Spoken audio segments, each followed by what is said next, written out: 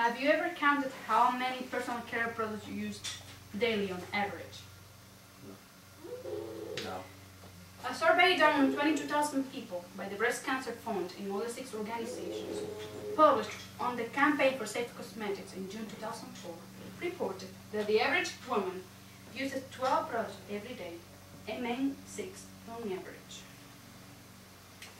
The same survey reported that 94% of all women and 69% of all men are potentially exposed every day to several carcinogenic compounds found in cosmetic products. 94% of all women and 69% of all men.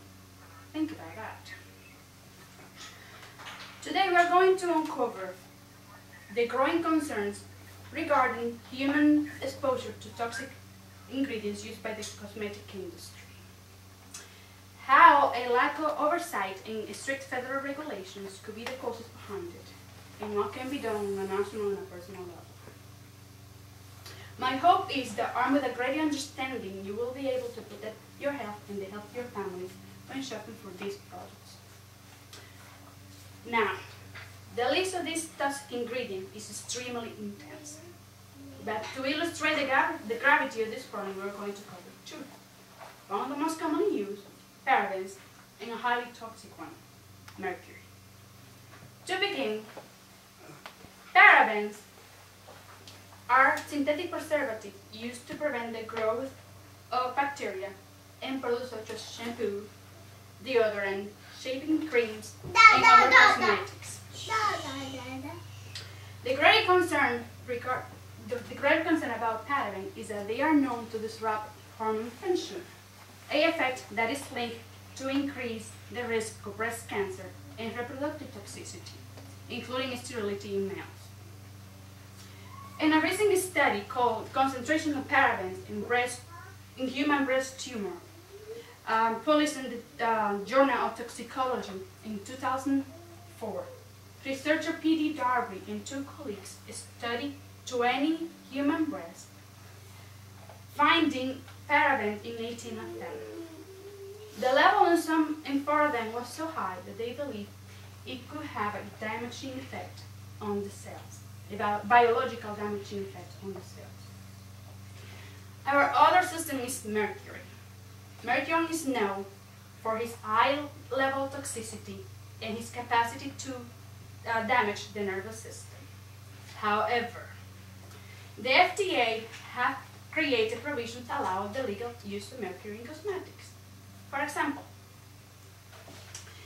in the FDA Electronic Records of Federal Regulation, Title 21, Provision 700.13, says that mercury is allowed to use in cosmetics if we comply with this paragraph. It says it is a cosmetic intended for use in the area of the eye, containing no more than 65% part per million, and there is no effective and safe non-mercury substitute available for such a cosmetic. Please note that the maximum amount of mercury allowed in candy is 1 part per million, because any amount greater than that is considered to be extremely dangerous. So, the cosmetic industry uses ingredients such as mercury and paraben, even though they cause sickness such as cancer and other diseases. Isn't that nice? We can pinpoint 2 factors causing this situation. One is that these substances are extremely cheap and they allow the manufacturer to increase their profit. And the other one is that the FDA does not check the safety of this product before they are put on the market. We can find out on the FDA website, last updated in June 2009. Under the Federal Food, Drug and Cosmetic Act, it says that the FDA has no right to ask the manufacturer to check for safety before the products are put on the market. It cannot make recalls if the product is found to be dangerous, and it does not have the right of access to manufacturer's records. So, we can see that the manufacturer are using these substances because they are cheap and because there is a lack of oversight by the FDA, the only institution in charge to protect our health.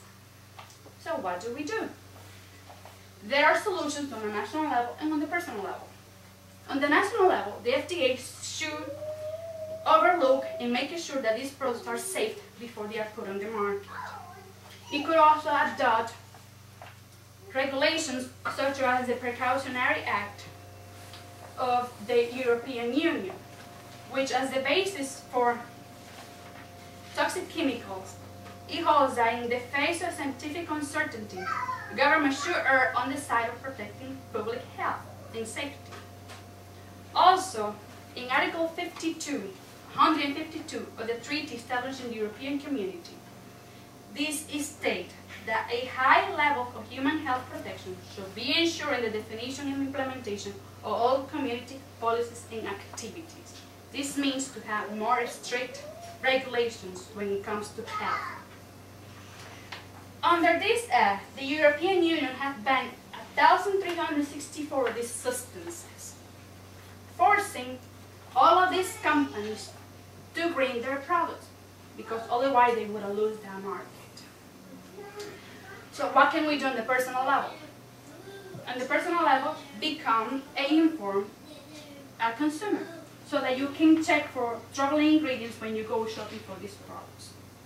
Find alternatives. There are a lot of products that do not have these ingredients, but please keep in mind that products marked as organic, pure, and natural do not have any legal regulation as well. So look beyond the marketing claim and read the label. And finally, don't buy these products. If when manufacturers see that we are not buying them, they will understand that they cannot cut corners when it comes to health. Today, we have covered the most troubling concerns about our exposure to these ingredients. As we conclude, my hope is that armed with a greater understanding, you will be able to protect your health and the health of your family when shopping for personal care products. We need to feel safe knowing that no matter how many products we use a day, they won't cause any harm when they apply to our skin. Thank you.